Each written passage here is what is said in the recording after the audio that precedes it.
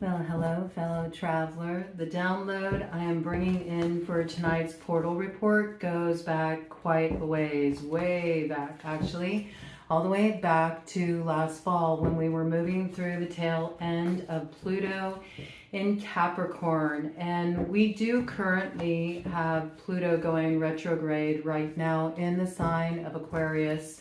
So you could say we are revisiting some old ground that we first traversed way back when we entered through the ring of fire in Aquarius that came in on the scene on February 17th, okay?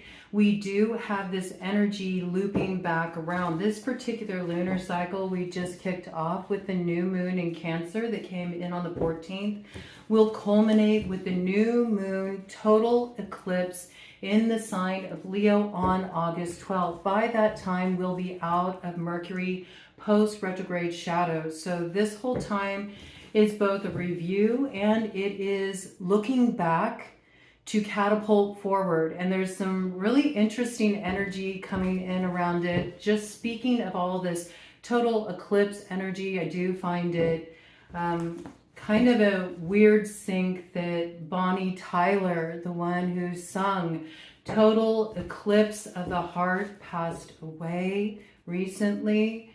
And that to me is just a really interesting connection point, the way she decided to leave this corporeal shell in this significant eclipse cycle. And it does make me think of that song, and there's a particular lyric that's sticking out to me. Turn around, bright eyes. Okay, there's something about this turn around, bright eyes. There's something that needs to be lit up in your vision here. Turn around. There's something about history repeating itself. Now, there's a real interesting dynamic going on right now too, because the new moon came in with the climaxing of a magic triangle. So this is sort of that hero's arc energy when it really is about standing up to a rival, but not just standing up to a rival, actually having the strength to overthrow them. Maybe there's signs that history is going to repeat itself because you've been dealing with some kind of gnarly situation, but the reality is this time, whatever bested you in the past, you have the strength to rise above it now, courtesy of that magic triangle. That magic triangle is formed through Uranus, Neptune, and Pluto. Now, currently we got Uranus in Gemini, very maverick sort of placement for that planet. It's when anything goes, anything can happen, but also it's better positioned in Gemini. Gemini is mutable, knows how to work with that energy. Neptune is currently retrograde in Aries, but conjunct Pisces. It came in conjunct Pisces with this new moon. There's some interesting elements coming in with that energy. It does encourage more of the kind of high seas theme that's been coming in, everything that's been going on the waterways, that's going to continue. And the opening of this download absolutely concerns the waterways. This is further enhanced with Pluto retrograde Aquarius conjunct Capricorn, really having us revisit that energy last fall when we were moving through the tail end of Pluto in Capricorn. So if it feels like there's still some heaviness there, that's what that's about. It's the retrograde cycle, but it is coming through in a very strategic way, so you can be clever about how you navigate certain territory up ahead. You need to get the information about this. Now, we also have Jupiter 3 degrees in Leo. Now, this is important, okay, because Jupiter is opposite Pluto with this new moon. It came in opposite Pluto, and that creates an atmosphere that's cagey, it's volatile, it's unpredictable because of its instability. It's also magnified. Think of this energy squared, and when you think of Jupiter making everything bigger, well, this is something that's really brewing beneath the surface here. It might be difficult to contain. We also have to remember that Jupiter is not just the ruler of Sagittarius, but also Pisces, and Neptune is the other ruler of Pisces. So with that retrograde energy of Neptune and Aries conjunct Pisces. You can see that there's going to be more volatility, more instability going on the waterways. And this is what leads me to the Sabian symbol of Jupiter 3 degrees Leo, which is debatable. And some see it as a middle-aged woman with long hair draping over her shoulders who's braless, okay? And then there's others who view it as a woman with bobbed hair, okay? So there could be something about a situation you're going to be navigating here where it's like apples and oranges. Does it really matter how it's outwardly defined? The inner spirit remains the same. This is a spirit of rebellion. It's a spirit of independence. It's a spirit of F your ageism, man. I'm not going to be limited by my age. My time's not done yet. I still have more fight left in me. Fight for freedom. Yeah, and with that, we got Chaos Mom on the scene, ready to birth something out of the destruction of the old world here. So this energy is absolutely taking a stand, resistance, but it can use a little too much force. And of course, this is going on the worldwide stage, which brings me to the next portion of this download here, which came in for me all that time ago when we had Pluto in Capricorn last fall. And we'd moved through that energy for quite a spell. It was pretty intense as we moved through that before we got to move into Pluto in Aquarius. So to kind of go back into those halls and review some of those records may not be the most comfortable. But what came through for me at that time was in a meditation, actually. I saw this image of a large statue, and it was of a man. And he was straddling a waterway. And I didn't know what it meant. So I did what anyone does in the modern day age here. And I Googled what I saw in my meditation. Large statue of man straddling waterway. And what came up was the Colossus of Rhodes. The Colossus of Rhodes was one of the 7 wonders of the ancient world. It stood for quite some time, especially considering the feat it was to erect such a high statue at that time. It was the highest statue in the world at that point in history, but it was destroyed in an earthquake in 226 BC. And it was in the image of Helios, which is the sun god of ancient Greece. And it stood as a symbol of freedom and victory. And I find the correlation quite interesting because the Statue of Liberty was inspired by the Colossus of Rhodes. So I just find that an interesting link, especially with how this energy comes in, okay? And it was a symbol of victory after a battle, quite a battle actually.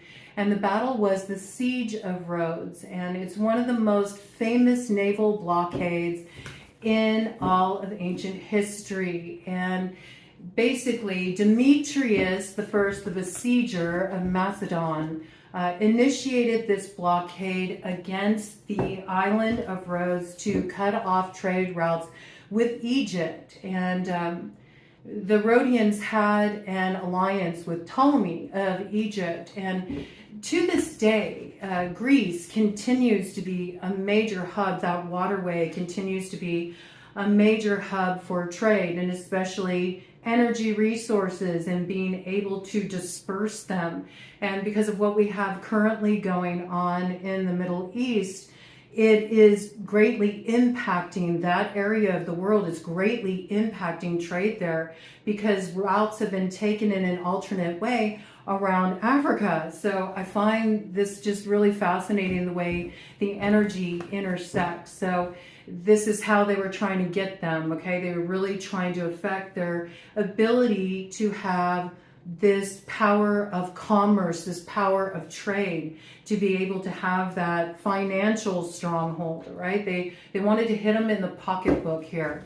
And they did this in very clever ways too. They had very interesting means for getting to the Rhodians. And one of the ways they did that was to dig tunnels underneath their cities to collapse their structures, to bring them down from below. And if you remember a while ago, those of you who've been with me for some time, we did bring in that download that was about the mole energy, and I feel like that one is coming in again. So at the end of this video on the end screen, I will make sure to put that download so y'all can revisit that drop in, because I do feel there's a bit of that coming back around here. There is something about the energy being expressed right now that's coming in subversively, and it's an unstable energy. It's a volatile energy, and it's cagey, like it's about to take a risk because it feels like its time is about up. So do expect, like, where you're clearing out old energies, there can be a resurgence of them before you're really in the free and clear of them, okay? Now, it's fascinating to me because the Rhodians were quite adept at getting around a rather formidable enemy. I mean, Demetrius didn't earn the title the Besieger for nothing. Like, he was a feared warrior. So to know that they had this kind of energy coming at them, they had to be smart. They had to be wily. They had to use their wits to get around these obstacles. And so they did a couple of things to combat this warfare that was put against them. One of the things they did was they too dug tunnels to cut off the miners at the pass before they could execute their plan of action. And so there's something about this too. This came in more on the level of working with your devices, working with your online security when we last dropped in. So there could be more indication of this, just being really smart about what things you put in place at this time, especially during a Mercury retrograde cycle and anything concerning communications, okay? There could be a volatile force you're dealing with here. There could be something that could be trying to target stability on one level or another. I think this is a macrocosmic energy, so it operates a bit like an undercurrent, or it's really want to come through as a subcurrent. So the waterway under the ground, that's interesting, okay? There's something in relation to that too. I'm not sure what that is right now, but I'm sure clarifying points will come in. That's usually the way this goes, okay? But another thing that the Rhodians did, aside from cutting off the miners at the past, when they learned about the Helepolis, which the Helepolis was a huge 130-foot battle tower that Demetrius had created that housed all these soldiers, and they were planning on rolling on the Rhodians and like just taking them down, you know. It was such a formidable force for them to come up against, but they got really crafty, and they dug underneath their city limits, and they dug trenches, and then on the day of battle they flooded their fields. The Rhodians flooded their fields with water and sewage and turned it all into a swampland. And that huge tower that had been erected that was supposed to have so much force just got bogged down and just sunk. It came to nothing, totally foiled their plans. And it was through them using ingenuity, them doing the unexpected. And there's something about you needing to employ a little bit of this right now yourself, okay? This battle went on for a while, but after a year-long stalemate, there was finally a peace treaty formed. And it came because Demetrius had his hands forced. I mean, there was just too much loss, too much financial loss, you know? So it's sort of like Demetrius started a battle that he couldn't finish, you know? And in the end, he had to concede. And there's something about that that's really going on with this energy we're moving through right now, with what's going on over there in Iran. And I don't think it's hard to see the correlation points. We got a very similar dynamic going on right now. And there's also the indication, as I brought in before, that that's not going to be over anytime soon. That's going to continue. I think ultimately there is going to be a peace treaty formed there, but it's going to be a ways down the road. And it's going to be after the loss becomes too financially great for the United States to consider to stay entrenched in this. So that makes me believe that, you know, there could be some of this kind of like counter strike influence there, where, you know, there's some tunnels. There's some tunnels, and those tunnels house something that can wear away the foundation imperceptibly, subtly, but it doesn't conceal the magnitude of its might, okay? Magnitude of its might, because the reality is the Rhodians held their ground, and it's because they held their ground that they were able to get to the other side of that issue. And in the end, all of the artillery, all of the machinery of war was left behind, was abandoned, which I also find interesting when you think about all of the machinery that, all the artillery that we've abandoned in the Middle East. With the last administration, that's kind of an interesting correlation too. But that's how the Colossus of Rhodes was created. All of that artillery, all of that machinery, all of that was melted down. And then they hired an artist, a sculptor, to erect the statue. It was a huge feat, especially for that time. It took forever to build it, but it was like a shining jewel, and it stood at the harbor. And there's this sort of debate around it, whether it straddled two sides of the main port to come in to that waterway, or whether it stood just kind of overlooking the waterway. But I don't feel it really matters after all. It's more the symbol of what it represents, that those routes will be open, that there's not going to be the ability for this blockage to go on forever, that something will come to a head, but also that things may turn out quite differently than expected. And also some battle is not worth fighting. Nobody wins. It's just a long stalemate. And I think that there's going to be some unexpected twists and turns that are coming through that. And this overwhelmingly wanted to come through just in relation to the macrocosmic energy. When something like that comes in, I have to introduce that first before I even touch on how it's affecting the microcosmic energy. But that siege of Rhodes, that goes all the way back to 305 to 304, BC. And that's history repeating itself. So there's a lot of this energy that's coming through this retrograde cycle, these echoes. It feels like interdimensional echoes, but they're actually intra-dimensional echoes too. They're things that have already gone down in this dimension that we live within, the physical body lives within the 3D, okay? You can have different perspective. You can have a 5D perspective. You can have a 13D perspective, okay? There's no limit to how far out you can go, man. You can have a perspective that embraces interdimensionally, but you're still in this physical body. And as long as you are in this corporeal shell, even when you're getting this interdimensional awareness, it's going down in the 3D. And so there's something about echoes, this echo energy. Some of the echoes, some of the things that come to you, some of the imagery that you see in your meditation, some of the things that just come to mind when you're spacing out.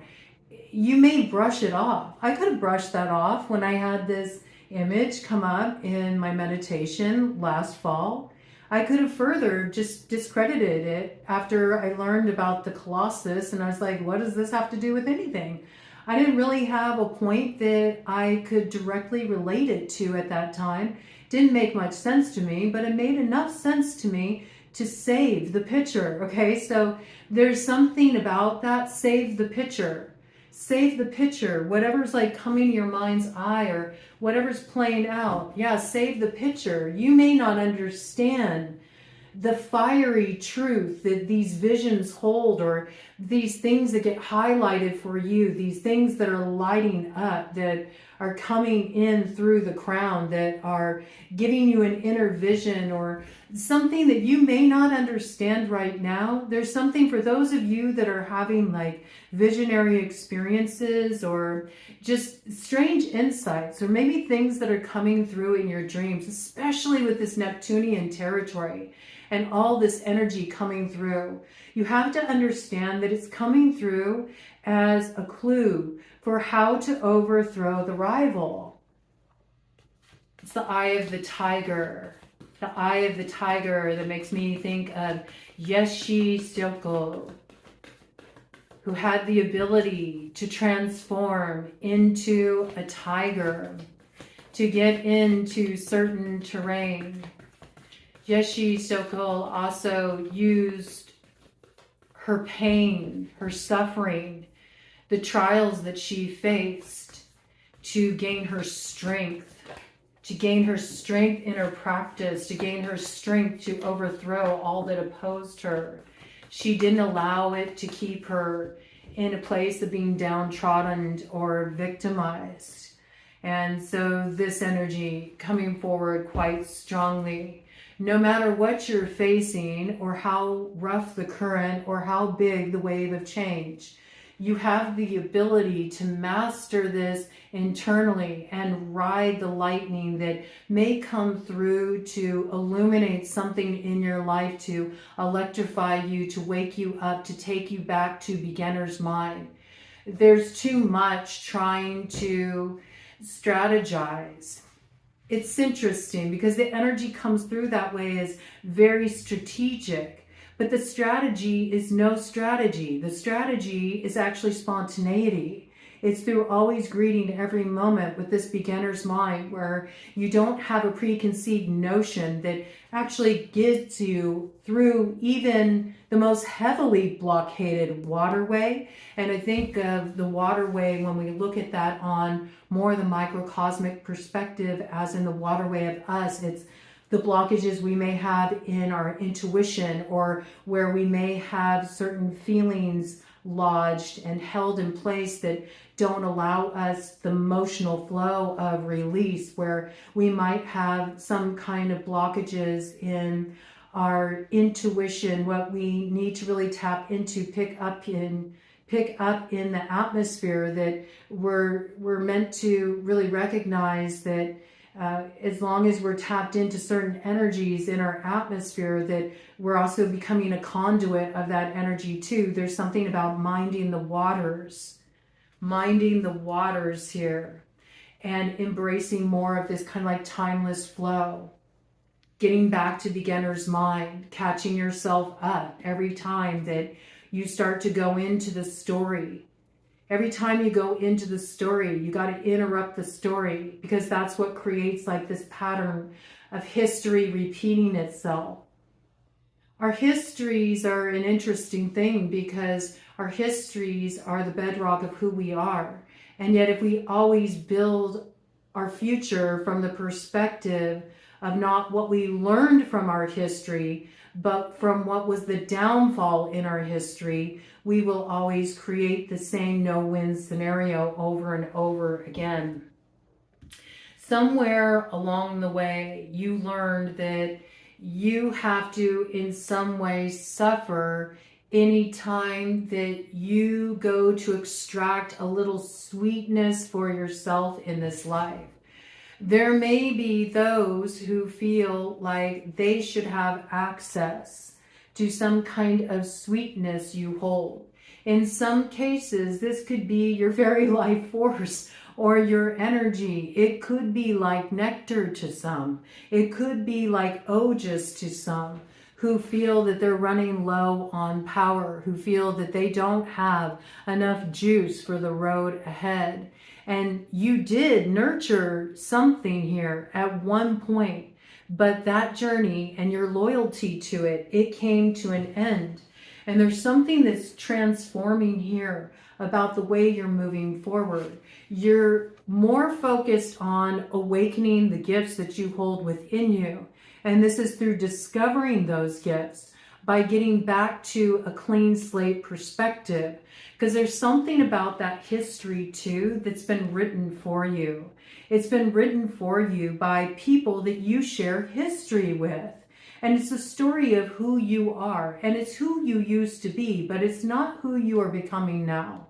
And so there's something about you taking back the vision that you see for yourself, or how you see yourself, as opposed to who you were in the past. There's time to really understand where your strength comes from what occurred in the past, because that's something that's being downplayed here, I'm hearing.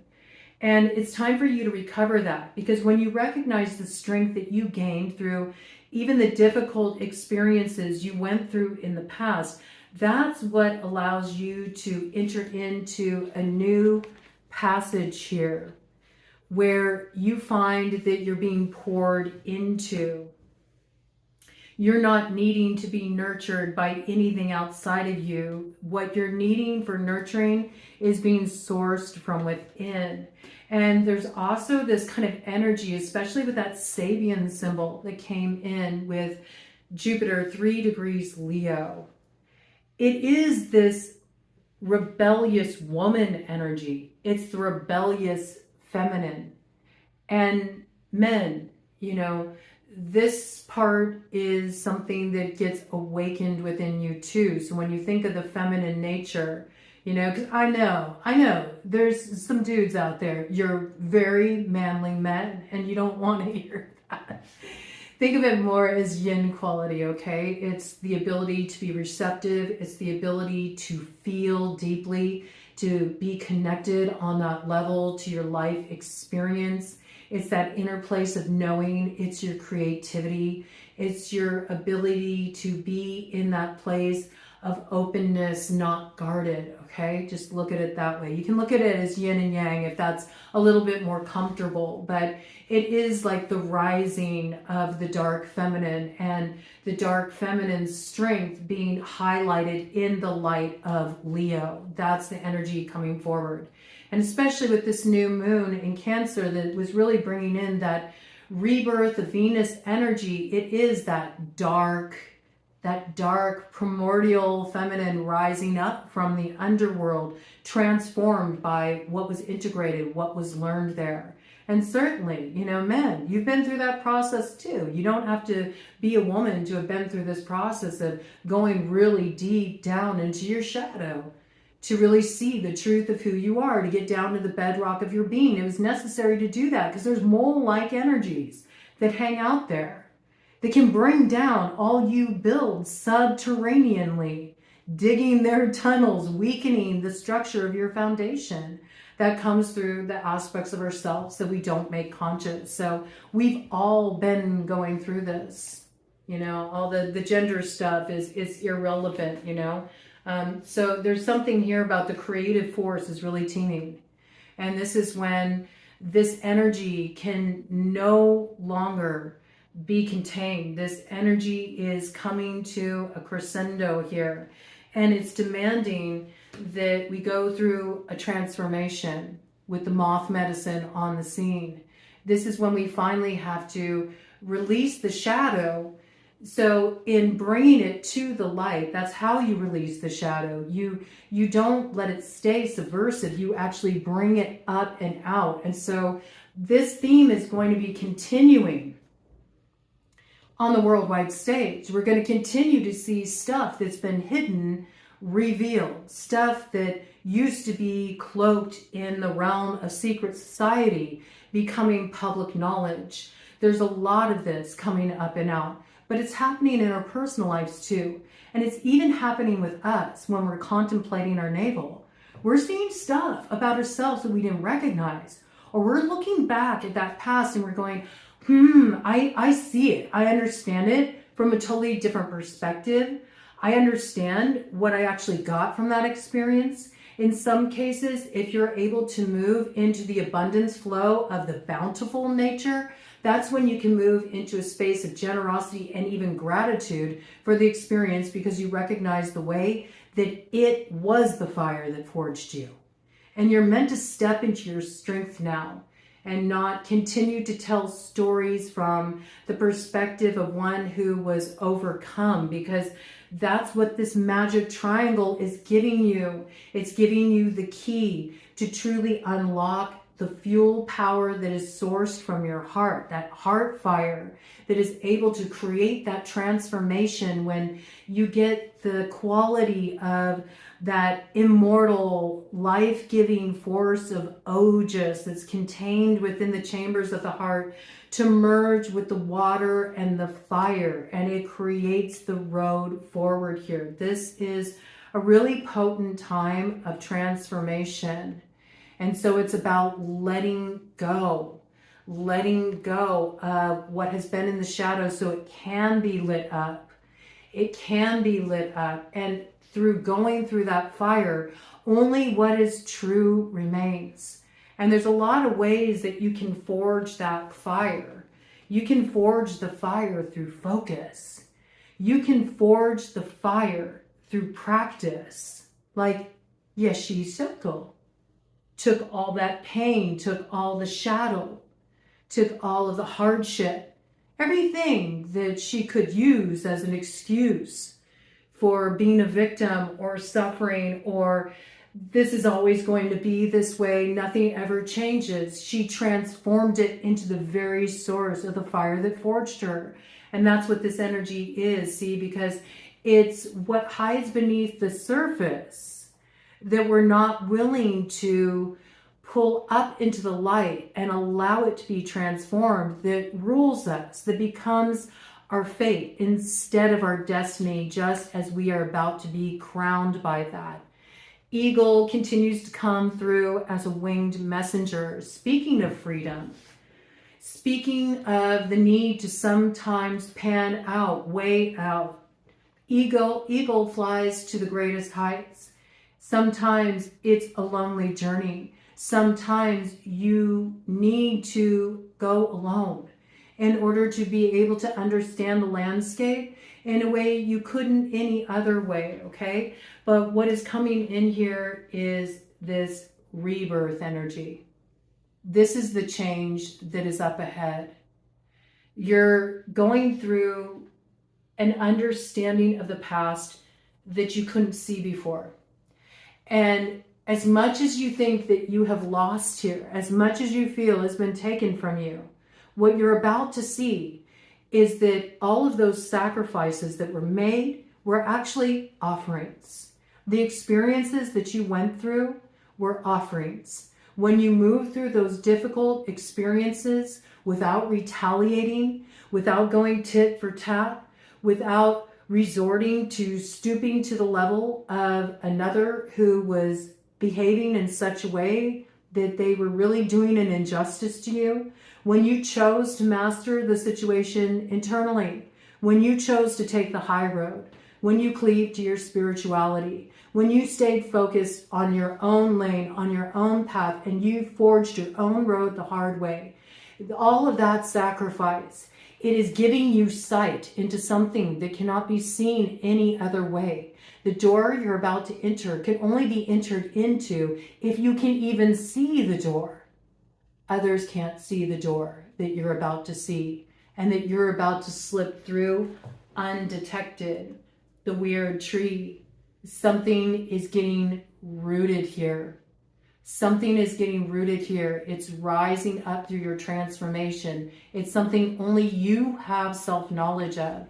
And what's going to come through here is going to allow you to get properly aligned with the road that facilitates the safest, cleanest, easiest passage to your north node.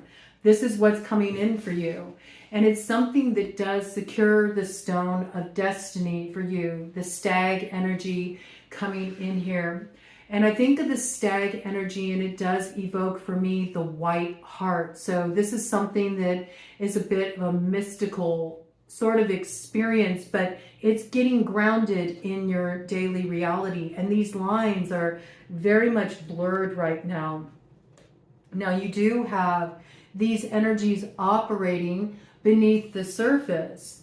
And I do feel like there is something about this underground waterway, mole energy, something happening beneath the surface that I do really feel translates macrocosmically. It does translate to a much bigger energy, underground network energy, underground railroad energy. I mean, all of this kind of theme has been coming in for a bit.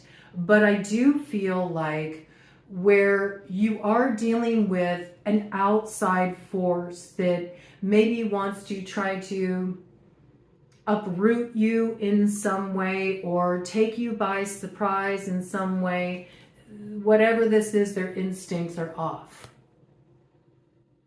Their instincts are off.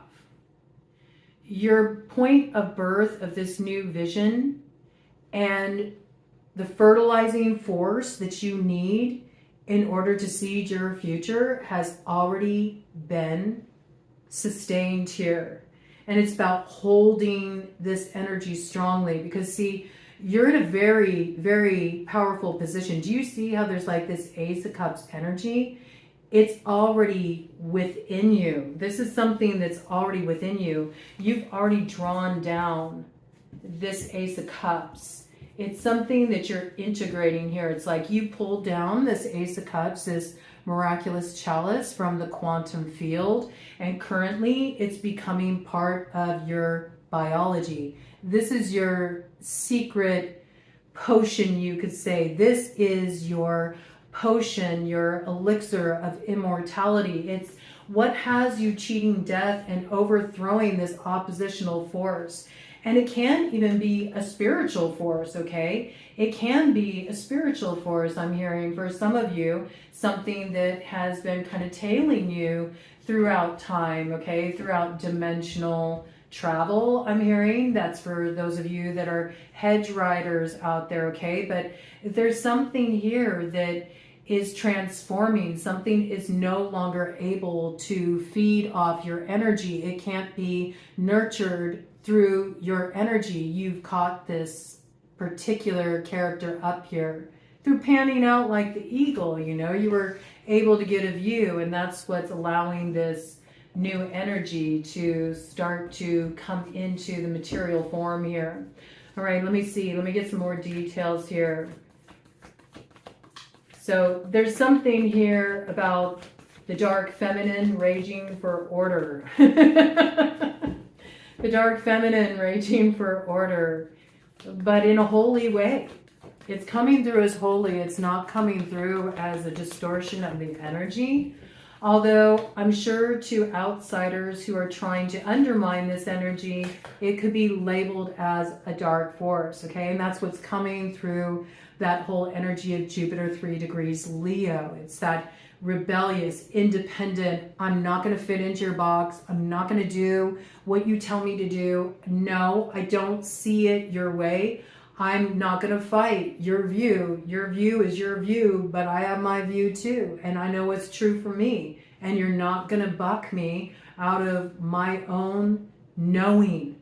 My own knowing. There's something you're standing very strongly in here. It's also your freedom of thought, your freedom to have your own truth, your freedom to live your life on your terms, okay? This energy here coming in, yeah, you're not going to be anybody's martyr.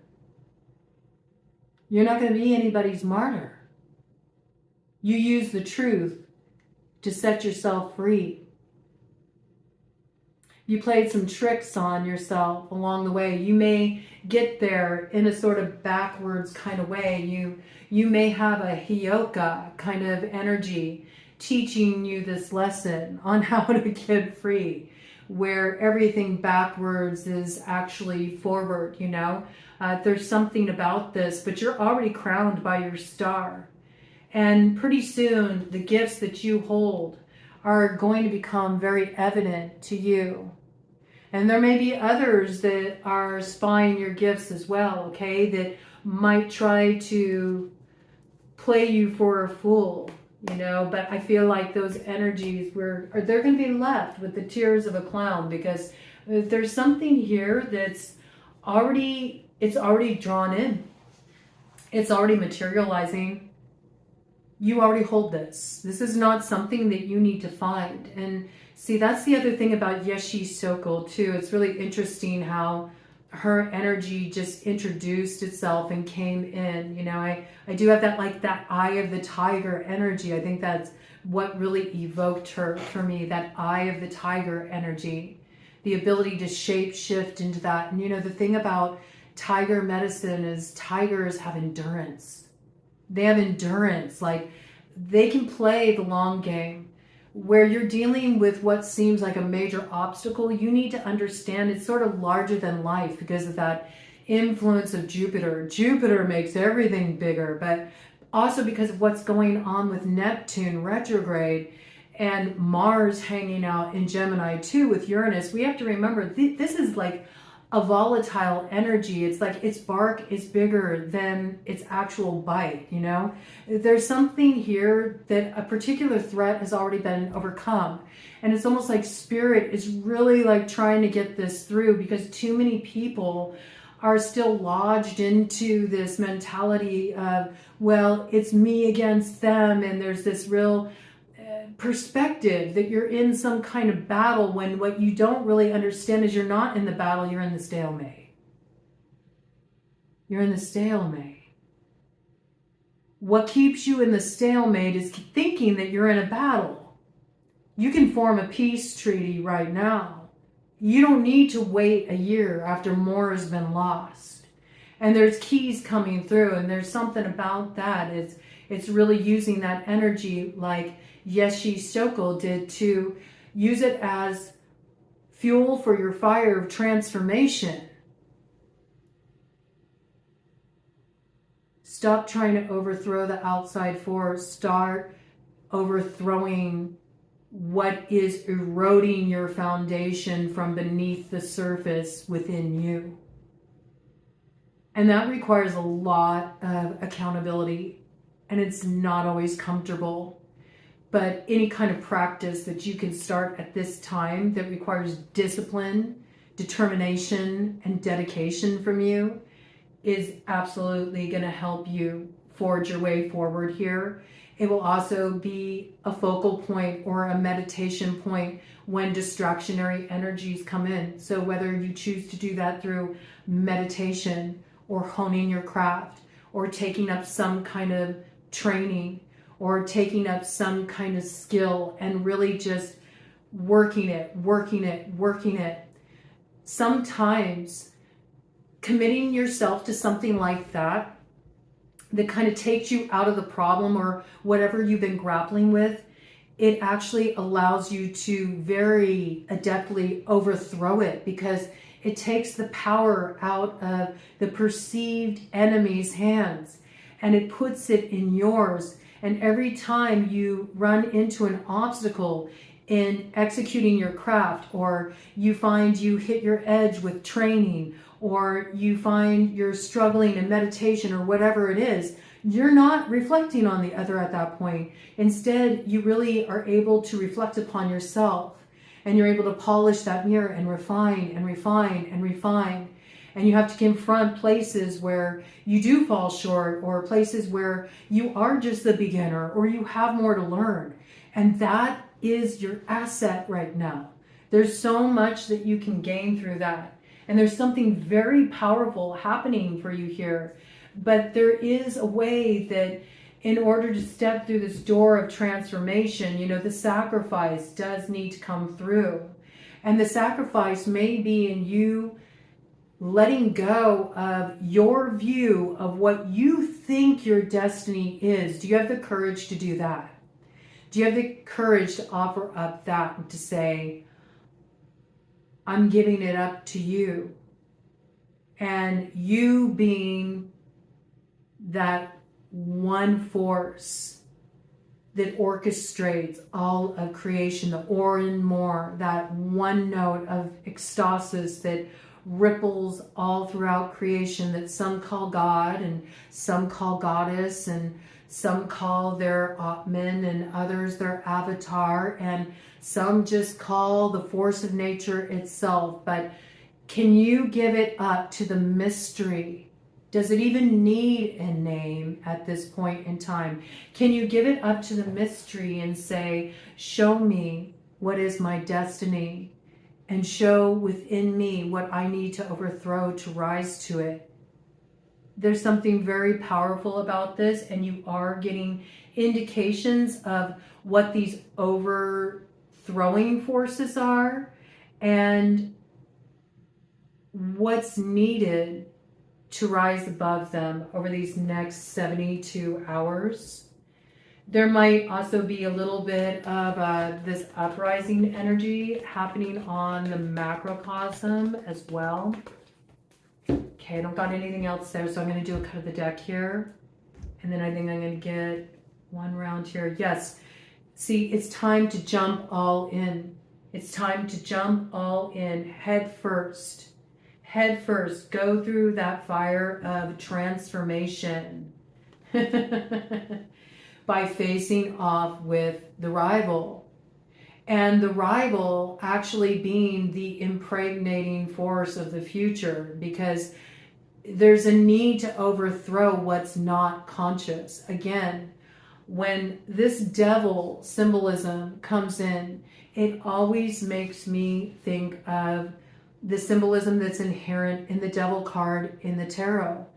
The devil arrives to light up our subconscious sources of self-deception. Those are the things that bind us and keep us trapped. It's those things that run our narrative and project our vision of the world onto the screen of our life. And it's only when we bring those things into our conscious awareness that we can start projecting something different.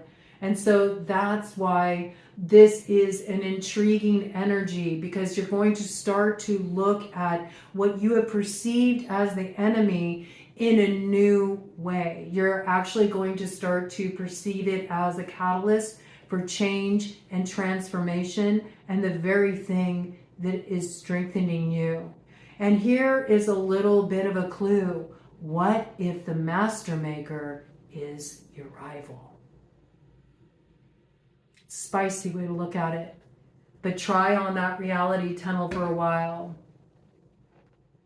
Try on that reality tunnel for a while, and then all of a sudden there's a certain sweetness that will steal your heart as you start to feel that ojas spilling over inside you, that nectar of life that's making you feel like, I'm not down for the count yet.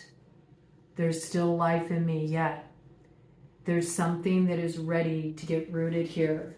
And it's really powerful. There's a lot that's going on the inner planes at this time, but there's absolutely outer confirmation too.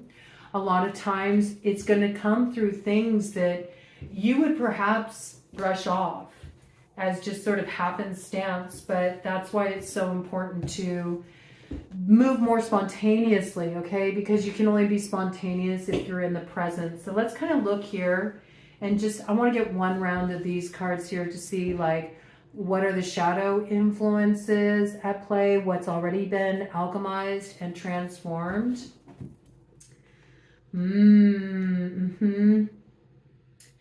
Yeah, see, there's something here that has become far too logical, far too rational. This King of Swords in the shadow is very severe. It's cold. It's too intellectualized.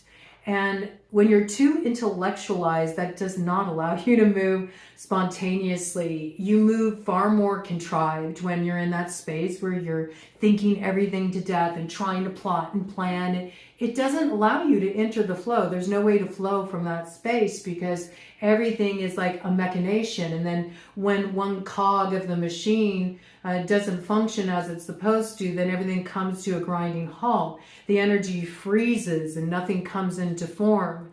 And that can make you feel like you're cut off. But in actuality, it's a need to get a different perspective, a different view to understand what you're not seeing here, what you're not recognizing here. what you're not leaning into here. Notice how there's kind of like this watery influence coming in behind the swords here.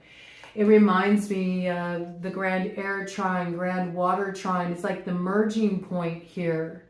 You have to be able to take that stuff of the ether and air and recognize that the air and the ether, they're within the waterway too.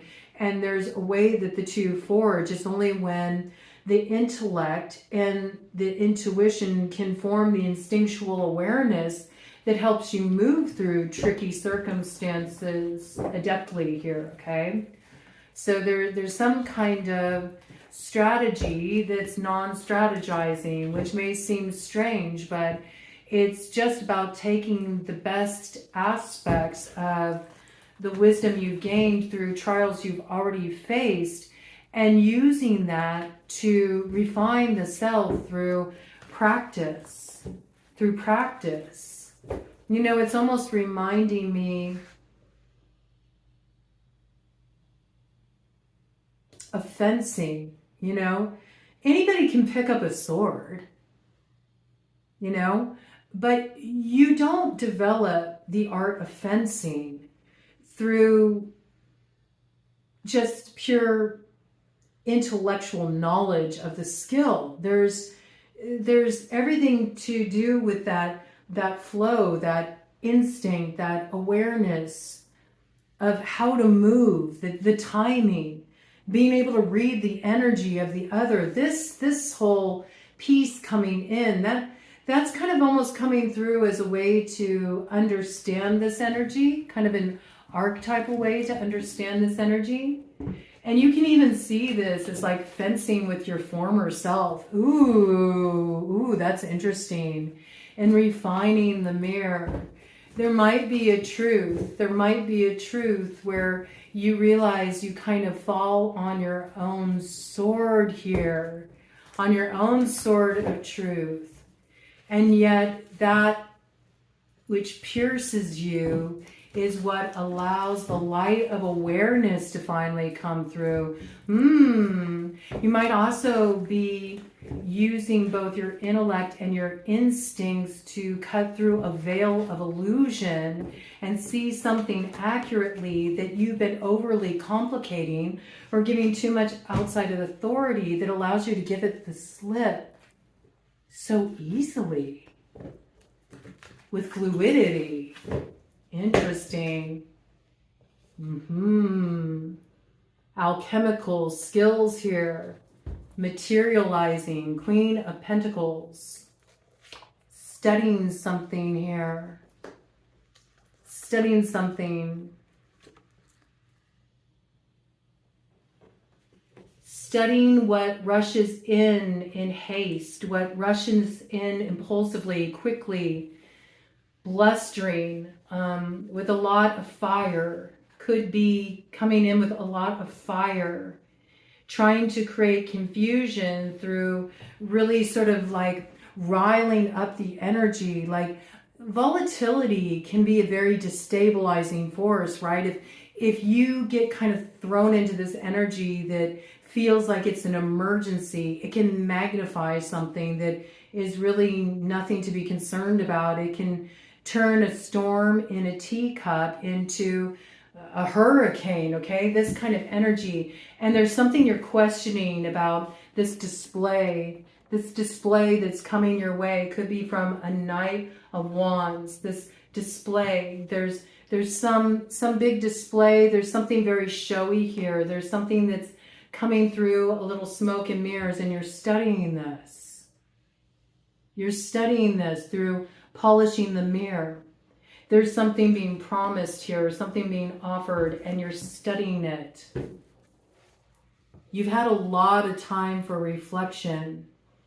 And already, you know, here's that energy of that miraculous chalice that contains your star, the star of your destiny, that we know you're already embodying. This is already with you. You're really ready to enter the waterway that once was just a point of your reflection. So there's something here that you're studying. It's like you're already holding something here. And it is giving this, I heard thief in the night, thief in the night. You might feel this energy mount at night. Mount. That makes me think of riding. Like, that makes me think of somebody's trying to ride your energy at night in the dreamscape, on the ether. There's something about this because of something you already hold. See, Yeshe Tsogyal took all of these wisdom teachings and transcribed them and then hid them as well in the land itself, all throughout Tibet and the Himalayas. And there's also this piece where she comes through to reveal this treasure, this knowledge, this wisdom to the treasure revealers. And I feel like this is kind of like playing out in your reality right now, where you are a treasure revealer. Like, there's something you already hold and it's about to be revealed to you. But there's an outside energy here that senses this already. And so wants to come in a way to ride off of what you already hold. Like a thief in the night. Give me some more details about this. Maybe in the past you would have been very swayed by this presentation, by what's trying to distract you or lure you in here. But I feel like you're able to see through this because of some treasure you hold that's about to be revealed to you. That's what it is. Soon you're actually going to be very viscerally aware of what you hold here. And that's what's going to protect you from this illusion. Somebody or something is trying to cast some illusion that devalues what you hold, so you're willing to sacrifice it. Something you already hold is a treasure, and this is going to be revealed to you. But there's outside energies already aware of this, but I feel like there's something about this. You have to become disciplined, and you have to really get out of this place where you're too ruminating on others or too ruminating on your history. There's something there that's acting as a block. And see, this is coming through and it's blocking this energy. It's ruminating on the past. It's preventing you from recognizing what you already hold. So this is an Ace of Cups that's ready to materialize here. And it's the recognition that's missing, but it wants to come in. So when you find yourself focusing on previous battles or past points of conflict, or those you feel oppose you, or any of this kind of drama, conflict sort of energy, this is really coming through as a reminder to you that this is the very thing that is preventing you from moving into the empowerment of the High Priestess, the Dark Feminine.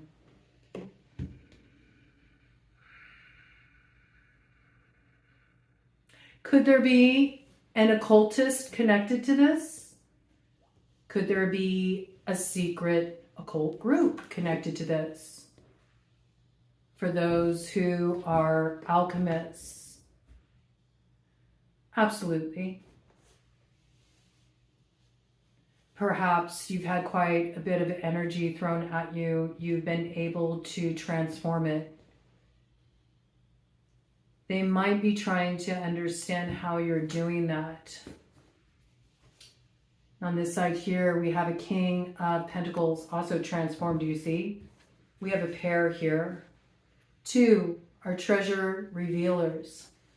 There could be an outside force that's trying to prevent two from joining forces here, because when they join their forces, their strength to overthrow the rival is unparalleled.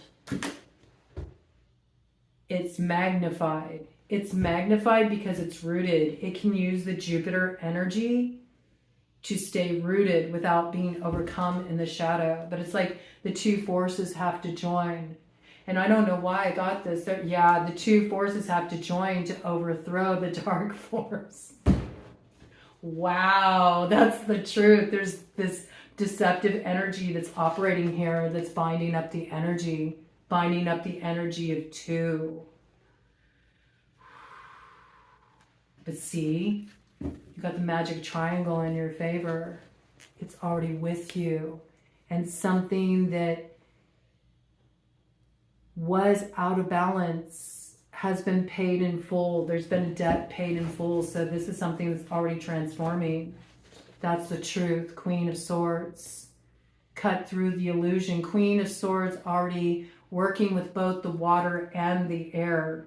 Is already in this point of understanding. Had the strength to overcome the challenges of the past. This is what is really ramping up now. So we have a Queen of Swords energy that transmuted the shadow and is now in this sort of, I'm going to call it righteous rebellion stage, fiercely independent, not willing to be put in a box. Also speaking truth that blazes a trail, something that comes with a lot of heat to it, but it's the treasure that is being revealed. So I feel like this is something that's already with you, something already with you that is going to be revealed. You may even speak directly to it. It could come through you, through your spoken word, but it could come through some kind of announcement that's visible too. This is very interesting, but this is like seeing through some kind of deception and effectively, it feels like liberating yourself from something that seemed almost an impossibility. There's no way. How could you escape the jaws of the lion?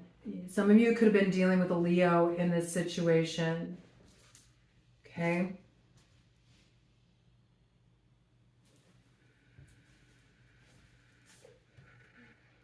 Or just matters related to the past. We got water sign energy here, Pisces, pretty strong. I think it's really speaking more to the archetypes when I'm bringing in the signs here. I feel like it's speaking more of what's going on with the astrology. A lot of that has been coming in for me more, especially in relation to the major arcana recently. I see them more as speaking planetarily and in relation to astrological transits. So, you know, the High Priestess, I'm really picking up that Neptune retrograde Aries, conjunct Pisces kind of energy. And I'm picking up the Uranus and Gemini energy here with the Magician. And that just like sort of speaking to this like this volatile kind of dynamic there. In relation to that High Priestess, the stuff that's happening in concealment, the stuff that hasn't been revealed. Also, certainly secret society stuff, occult stuff. I mean, you can't deny this when you see the Magician and the High Priestess in the shadow out here coming in with this very binding sort of energy and this battle energy. So there's every indication here that you could have been dealing with some kind of spiritual warfare. The spiritual warfare in some cases could have been coming through deception, could have been coming through words, could have been coming through falsehoods. And it also can be the embattled places within the journey of the alchemist in their hero arc to overcome the places within themselves that need to be transformed. After all, you don't arrive into that state of viriditas, that growth and that illumination that leads to the Philosopher's Stone until you've tempered the qualities within yourself. So I feel like this is a little bit of a mixed bag, because even when we're dealing with an outside opponent, and especially when we're looking at it through the lens of spiritual warfare, our opponent in some way is exemplifying something that's operating subconsciously within us that we need to overthrow. And that can be, you know, if you're dealing with a bully, okay, I'm just going to bring it through this way. If you're dealing with a bully, you hear a lot of people talk about this online. You hear a lot of people talk about gang stalking themes and bullying kind of energy where you got groups of people coming up against just one person. This this kind of dynamic, okay? You might have something operating in your subconscious, something that you haven't brought up into the light that's a bit of a victim story, okay? So oftentimes you'll deal with a situation like that because it's giving you the opportunity to take your power back. You can only do it by facing off with the enemy, but that's always an internal battle, you know? It's always something that at one point it had you shattering the mirrors of falsehood as you were going through that hall of mirrors, but now you're polishing, you're seeing something clearly now. You're seeing through the illusion, the glamour that can also be reflected through mirroring and projections and things that we take on from others that aren't ours to hold. And there's something you're seeing accurately now that's allowing you to overthrow the rival. And let me tell you, when you do that within, the enemy without ceases to exist. It's a neutralizing force. And so this is really what's wanting to come through. You know, this Leo energy, okay, Jupiter, 3 degrees Leo, even though we got an opposite Pluto and there's that volatility there and that instability there and it's magnified. If we can see through the illusion of the largesse, if we can see it for what it really is instead of over dramatizing it, this opposing force, that is inner mastery. That is using that energy of self-awareness to strike out and stage a rebellion. Do you understand? It doesn't need to happen in a destructive way. Some of the greatest rebellions happen creatively. That's what this is. That's what this is. Air sign energy out here. We have earth sign energy out here too. Fire sign energy out here in terms of the court cards. Signs that are probably feeling this intensely. Gemini, Libra, Aquarius, as well as Aries, Leo, Sagittarius, Taurus, Virgo, Capricorn. Haven't really seen a water elemental court card come out yet. But remember, the air is within the water, you know. You can't have water without the air. All right, so there's this piece too, which might be a clue. It could be the water signs, which are more prone to acting out of their intuition or their emotions at this stage, are being more decisive, are being more steely, are being a bit more stoic. They're being a little tempered in this way. We do have the need to take action, okay? I do feel like actions that have been taken up to this point have been a little distorted coming in with the King of Wands. They come more from a place of wanting to seize control. There's somebody here who wants to seize control and by force. When we're looking at it from an alchemical perspective, when we're looking at it through this perspective of spiritual warfare, this is somebody who's trying to gain force over another, trying to monitor somebody's moves, trying to hold somebody back through binding, through stirring up conflict, and through stirring up dissension among groups, okay? Unfair fight is what I'm hearing here. Unfair fight. And yet there's something that, though it may seem an unfair fight, it's the very thing that is just the right stimulus to give you the strength to overflow it independently. You're being given the strength to do this. That's what's coming through here. And you're going to start to see signs of this. One more round and then I'm going to cut the deck here. And you are gaining treasure, but it's because you're able to see it. It's revealed to you. How? Through your practice, through your focus, through devoting yourself to something that keeps you centered in your own energy, whether that's a sport, whether that's your training, whether that's your craft, whether that's your self-cultivation through meditation or a spiritual path of study. This is really what's being asked of you at this time, to fully come into the ripening of what wants to come through you now, okay? Anything else? That's it, okay? Let me do a cut of the deck. shadow on this side. The foundation is what's lacking. So remember that message that came in with the siege of Rhodes. There's something that can undermine you subterraneanly here. It can take your foundation out from underneath you. And before you start looking at that outside of you, you have to look at it within. Okay, very important. Think of the foundation internally, energetically, root chakra, key right now. Also, your feet chakras, okay? You might want to really pay attention to those. People forget about those. They forget about the chakras in their feet, the chakras in their hands. There's something about that, feet and hands, feet and hands.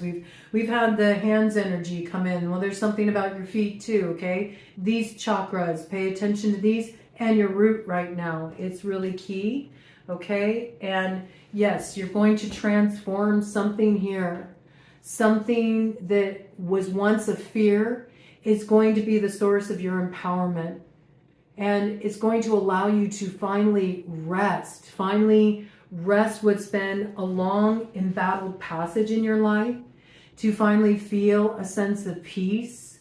There's something you're overcoming here. And if you were dealing with energies, okay, because it did come in, that are trying to tap in at night, like a thief in the night, trying to ride your energy when you're sleeping or when you're meditating or you're turning within, there's something about you overthrowing this energy and you're going to have peace in that space. So this is good. So look at signs of this starting to come through.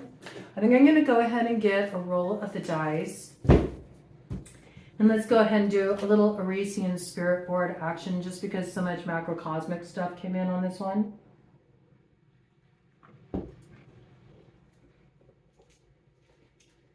And do remember with the signs, please don't get too locked into the signs. Because when we're looking at the signs, everybody has all the signs within their natal chart. You have the houses, even if you don't have any placements in them. You constantly have transits, even if it's just the moon moving through the houses. All the planets, you know, in your chart, they're always on the move. There's always changes within the chart. Interesting. A little leaf here got connected to the dice. So something's falling away here. All right. Yeah, something's falling away here. So don't get too like locked into that. All right.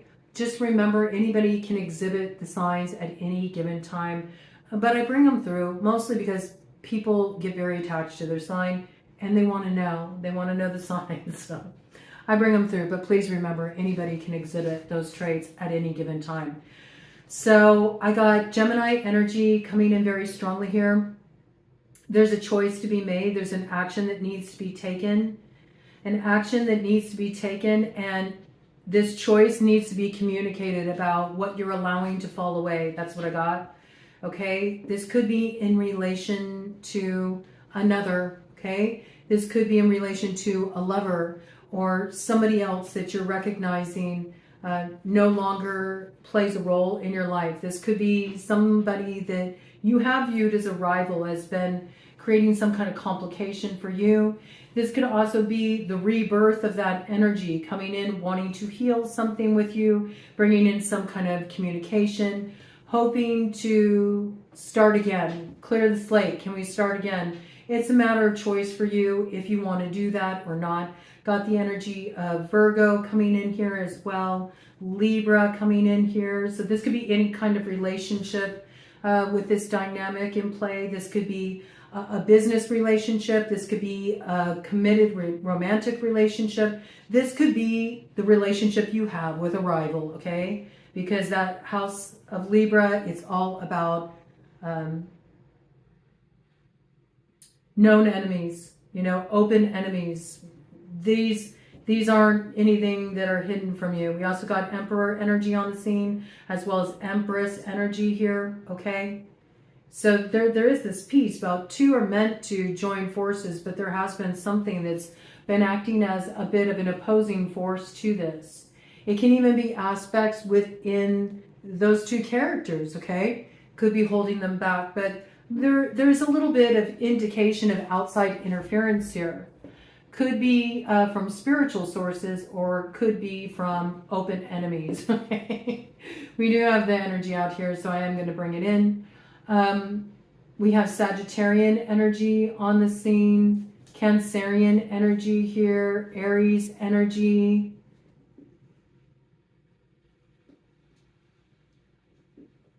Okay, and this is all about the choice needs to be made and action needs to be taken to communicate a choice, to set the wheel of fortune in motion here, so a new journey can begin. Yeah, I mean, right now, something's caught up at the crossroads. There's a particular relationship that's caught up at the crossroads. Very strongly coming in here, okay? Cancerian energy and Gemini energy coming in with that.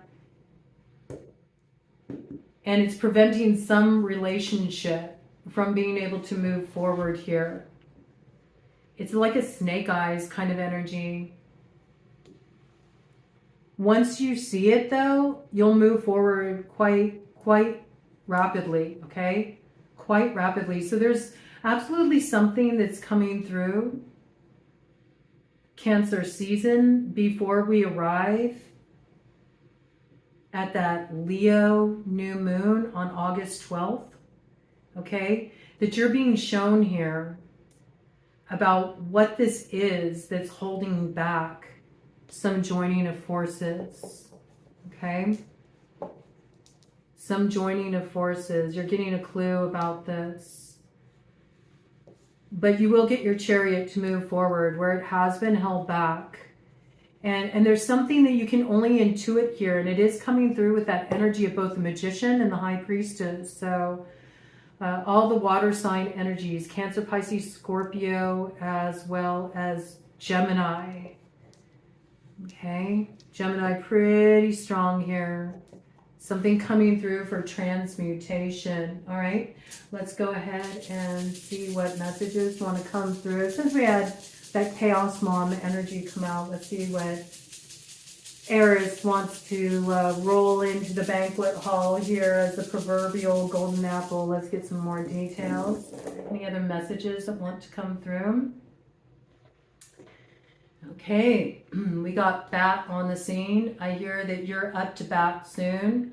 I also feel like bat speaks of bat medicine, bat, the medicine of initiation, bat, the medicine of rebirth. You've gotten through initiation that you were put through by some crew. Okay, this is interesting, like a crew of people, but look at this. It looks like magnetizing energy here. The way that U is turned on the side, it makes me feel like there's a crew that's getting kind of like drawn back by what they cast out here, okay? And it's allowing you to hit something out of the park in the way you deal with a particular challenge. It's almost like it's also giving me the vibe of the like reverse Uno kind of energy here too, okay? So there's something here where you're getting a stroke of luck. Something's being illuminated for you. In the dark, you also have a new sense of kind of interdimensional awareness that's coming through. For me, it's really coming through something about clairaudience, you know, the auditory faculties here. It's like you can pick something up, like you might even feel like you're tapping into conversations or what's being said in rooms where you're not present. Like whatever you're getting coming through here, you could be getting tones coming through too. Pay attention to the key of the tones that are coming in. They could be highlighting something that you need to clear out on a chakra level there, okay? I got pi coming through, so yeah, there is something coming through quantumly here. It's the construction of your reality that is coming into view. And yes, and this is giving you your share of the pie too, okay? There's something here that was sort of a pie in the sky aspiration.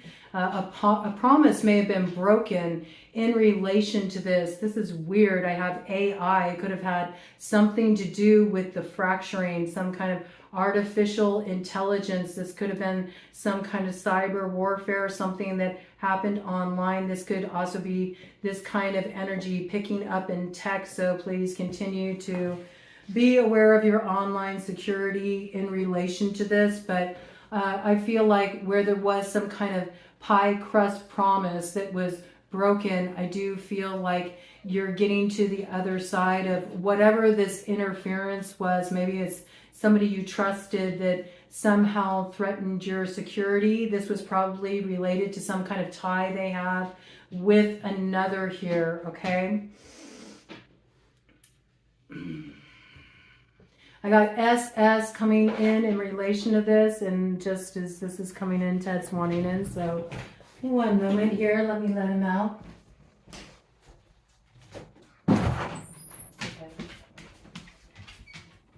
Okay, you gotta hurry up and you gotta go out there quickly, okay? Because it's smoky out there. It's not good for dogs. Go ahead, baby. Got a lot of smoke from all the fires in Canada, really affecting the air quality right now. Okay, so SS here. So I do feel like there's still a lot going on the waterways.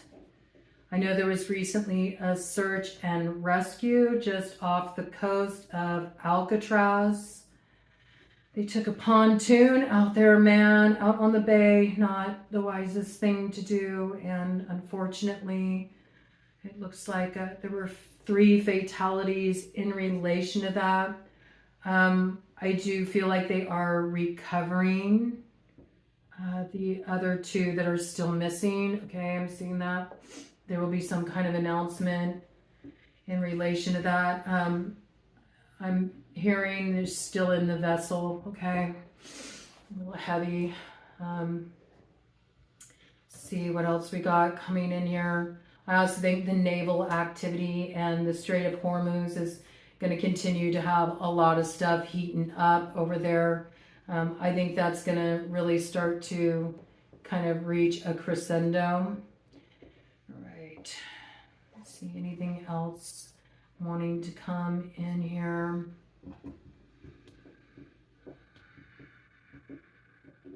Felt.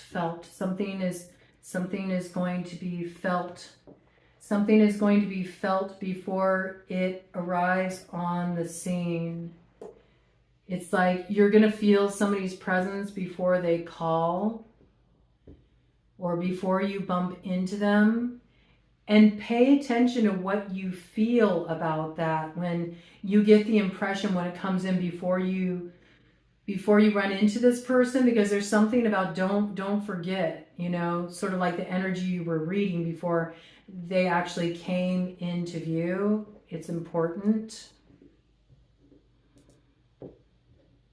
There's a key there for you.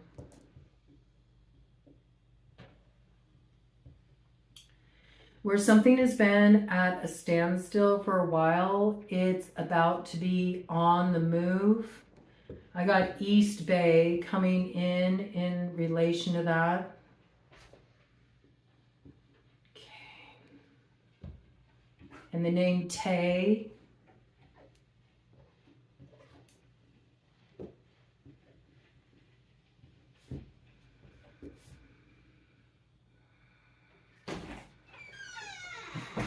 Hold on a minute. Okay, babe. Come on, baby. Whew. Okay, honey. You go do that. There you go. Be out soon, Tata.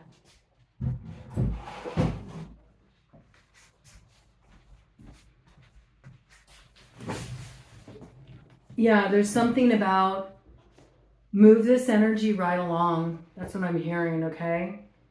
It's going to come in and out. Where there's smoke, there's fire, okay? Pay attention to that with that character, whatever that is. Something connected to a best friend. something connected to a best friend. Your best friend, or somebody who used to be your best friend. Okay. And I got, ooh, interesting. I got the energy of Cain coming out like that. And it makes me think of Cain and Abel. Somebody was like a brother to you. Okay. Somebody was like a brother to you. Somebody was like family to you. Where there's smoke, there's fire. Don't doubt yourself. Where there's smoke, there's fire. Okay?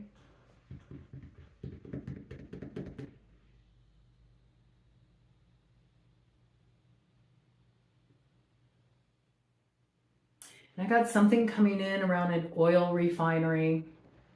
I don't know, like seeing something explosive around an oil refinery. I got California coming in here. Anything else? Maine is being highlighted.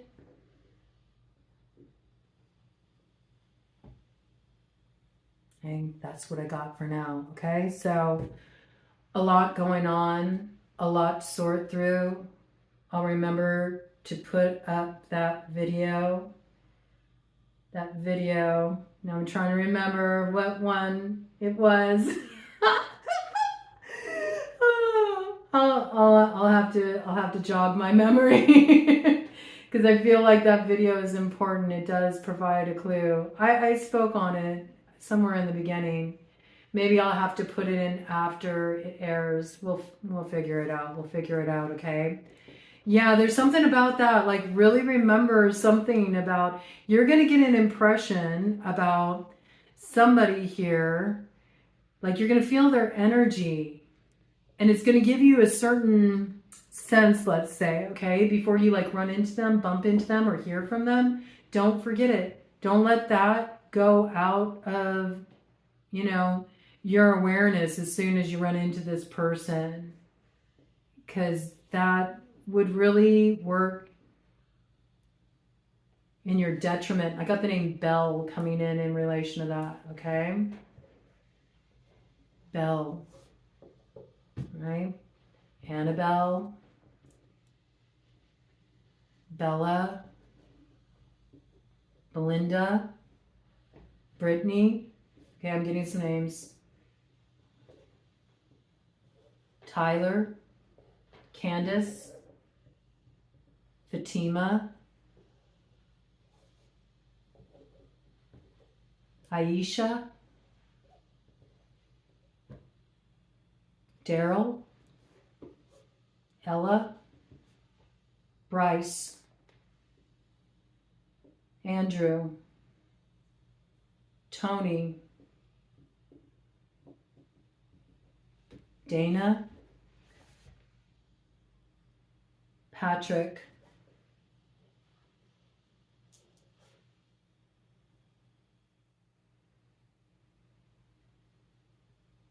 okay, that's what I got. All right. Focus. Eye of the tiger. Turn around, bright eyes. Stop reflecting on that. Focus on where you're going because there's light up ahead. Godspeed.